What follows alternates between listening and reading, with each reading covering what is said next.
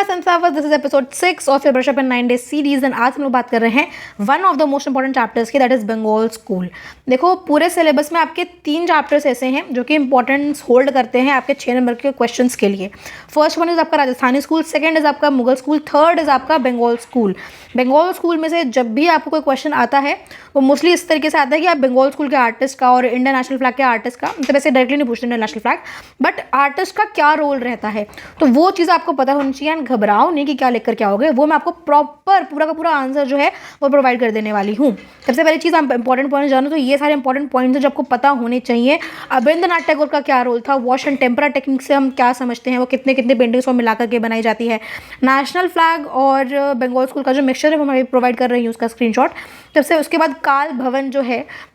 इसका क्या इंपॉर्टेंस है, ये जो है जैसे first Indian national art school था ये, ठीक है, शांति निकेतन में पाया गया था, बनाया गया था, जो भी है, तो वो सारी चीज़ आपको पता होनी चाहिए। मॉडर्न ट्रेंड से कहीं ना कहीं रिलेटेड है, बट इतना आपको पता होना चाहिए, राइट, कि बंगाल स्कूल के अंदर मॉडर्न ट्रेंड्स के अंदर ही आता है। ये हो गया आपका प्रॉपर पूरा का पूरा जो आपको डिस्क्रिप्शन में यहाँ पे मेंशन किया है। अगर कोई क्वेश्चन आता है, कोई आंसर आता है कि भाई आपको बताना है बंगाल स्कूल के आर्टिस्ट के बारे में, बंगाल स्कूल से रिलेटेड कि जितने भी आर्टिस्ट थे उनका क्या कॉन्ट्रीब्यूशन था इंडियन नेशनल मूवमेंट के अंदर, तो आप ये पूरा का पूरा पैराग्राफ है अपने वर्ड्स में कन्वर्ट करो, अपने पॉइंटर्स के तरीके से याद करो, माइंड मैप बना लो, जैसे याद करना चाहे कर सकते हो, बट ये एक फॉर्मेट दिया है मैंने आपको, ठीक है।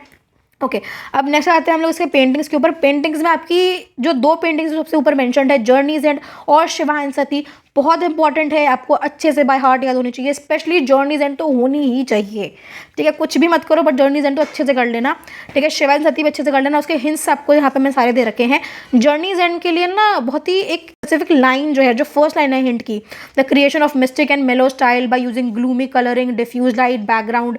एब्सेंस ऑफ डार्क लाइन और टोन, ये आया था एक बार सैम्पल पेपर में। एंड इससे देख करके तो समझ ही नहीं आता बच्चों को कि ये क्या, किस पेंटिंग की बात कर रहे हैं, क्या हो गया है, क्या है क्या नहीं है, तो इसलिए मैंने पूरी पूरी लाइन सेंटेंस डाला है कि अगर ऐसा कुछ लाइन है, देखो ग्लूमी हो गया, मिस्टिकल एनर्जी हो गया, ये सारी चीज़ें आपकी जर्नी से ही रिलेटेड हैं, ठीक है, तो टेंशन नहीं लेना, सारी चीज़ें हैं। उसके बाद बहुत डम एनिमल है, ठीक है, बहुत पैथेटिक, हमें मतलब पैथेटिक तो नहीं, एम्पैथेटिक लुक आ रहा है हमारा उस एनिमल को देख करके, ये सारी चीज़ें आपको जर्नीज एंड के अंदर मिलेंगी। सेम गोज फॉर हिंट्स हो गई आपकी अलग अलग पेंटिंग्स को लेकर के जो आपको मैंने स्क्रीन के ऊपर मेंशन करी है, तो ध्यान रखना इस चीज़। मेघदूत हो गई और आपकी राधिका हो गई,